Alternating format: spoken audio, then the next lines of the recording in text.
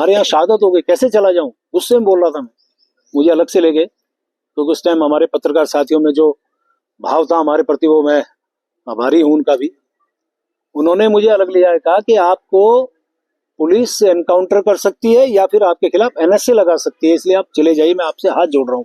हाथ जोड़ रहा हूँ शब्द कहा उन्होंने, अकेले में ले जाके, और कह रहा कि मैं पैर पकड़ सकता हूँ आपके।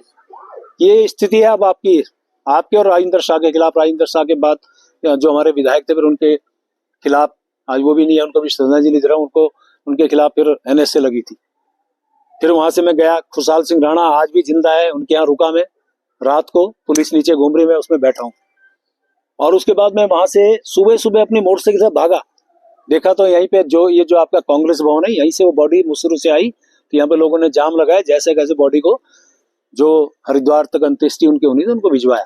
तो ये बहुत सारी घटनाएं, डॉक्टर मनोज जोशी जी आए थे डोयाला में, उनकी अरेस्टिंग नहीं होने दी, बहुत देर तक उनकी गाड़ी के आगे लेटा, बहुत सारी घटनाएं। तो मैं ये जो बातें बताई, इसका मतलब सिर्फ इतना है कि जिसने इस आंदोलन, इस उत्तराखंड को बनाने में अहम भूमिका निभाई, लाठियां खाई। एक मेरे पास आज वो फोटो नहीं है, यदि वो फोटो तो मैं आज आपको दिखाता, कि वो फोटो आप देखते तो पुलिस वाले लठ मार रहे हैं, मैं नीचे पड़ा हूँ, एक हाथ से अपने आप को सेव कर रहा हूँ कि बचा लो। ऐसे में उस समय लाठियां खा रहा था संघर्ष के दौरान। तो आज ऐसे व्यक्ति को सिर्फ इसलिए उसको टारगेट बना जाए तो मुझे बोलने की आवश्यकता नहीं है। और मेरे जैसे एक आंदोलनकारी की बात को जिस प्रकार से तोड़ मरोड़ के पेश किया गया, चलिए, मुझे बड़ा दुख है, मैं बहुत आहत हूं आज कि ऐसी स्थिति में मुझे लगता है कि जिस प्रकार से माननीय धामी साहब, मेरे माननीय मुख्यमंत्री हैं, उनके कुशल नेतृत्व में मेरी सरकार बहुत अच्छा काम कर रही है, प्रदेश के सर्वांगीण विकास का काम कर रही है। और माननीय मोदी जी का तो क्या कहना, उनके तो आशीर्वाद से हमारा उत्तराखंड राज्य आज नित दूनी 4 गुनी प्रगति की ओर बढ़ रहा है।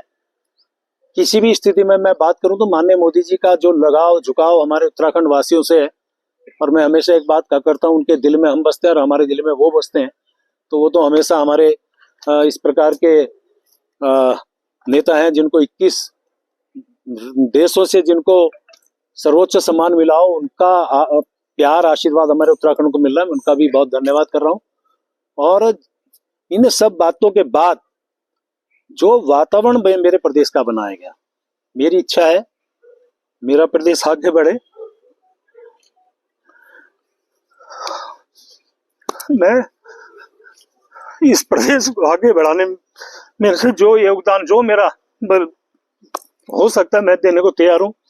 और इसलिए आज मैंने निर्णय लिया है, मैं अपने पद से त्याग पत्र देने माननीय मुख्यमंत्री जी के पास जा रहा हूं। बहुत